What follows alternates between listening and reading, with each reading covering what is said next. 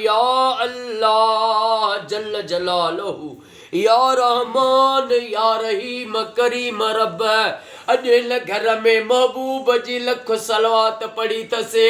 ओ मौला लख सलवात जे सदके आका करीम हजरत मोहम्मद मुस्तफ़ा सल्लल्लाहु अलैहि व आलिहि वसल्लम जे सदके अॼो को साईं शेर अली मेतलो साहब जो एडवोकेट शफकत अली एडवोकेट शफायत अली साहब जो ख़ैर पंहिंजी बारगाह में उहद जबल जेॾो लिखण क़बूल फरमा।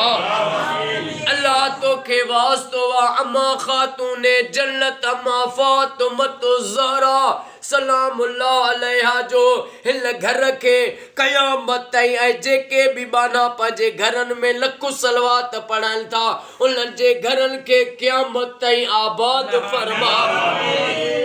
साईं शेर अली साईं के शफकत अली साईं के शफायत अली साईं के बाबा अलदाद साईं के सेहत वॾी खिज़री हयाती अता फरमा। हिननि जे साईं एडवोकेट शफायत अली साईं वारनि जे सभिनी भाइरनि के मौला पढ़ाई में कामयाबी दे बिलावल साईं वॾो ऑफिसर थे। ओ मौला हिननि के क़यामत ताईं हर मोड़ ते कामयाबी फतेह ऐं इज़त अता फरमा। साईं गुलाम मोहम्मद सियाल साईं जा अरबाब अली मेतलो साईं जा साबिर हुसैन पढ़ियो साईं जा गुलजार अली साईं जा गुलाम शबीर अब्बासी साईं जा बच्चा घर क़यामत ताईं आबाद फरमा। साईं दीदार अहमद सियाल साईं मोहम्मद बिलावल सियाल साईं के वॾी खिज़री हयाती सेहत वॾी हयाती अता फरमा। अल्लाह जेके भी दुआ में शरीक आहियूं असां सभिनी जो बेड़ो तार। ओ मुंहिंजा करीम रब जेके इस्लामाबाद में खुदकश हमले में मज़लूम शहीद थी विया उन्हनि खे जन्नतुल फिरदौस में आका करीम जो इमाम हसन हुसैन जो पड़ोस नसीब फरमा। ओ मौला ए करीम जेके बीमार आहिनि उन्हनि खे शफ़ाअता फरमा। जेके बे औलादी आहिनि उन्हनि खे औलाद अता फरमा।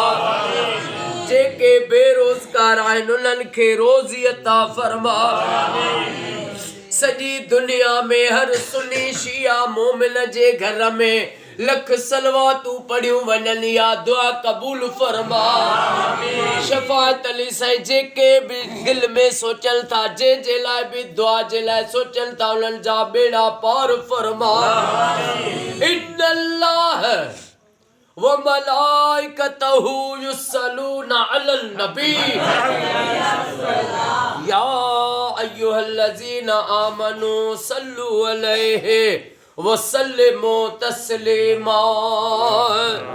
अल्लाहुम्मा सल्लि अला मुहम्मद व आले मुहम्मद ला इलाहा इल्लल्लाह मुहम्मदुर रसूलुल्लाह नारे हैदर।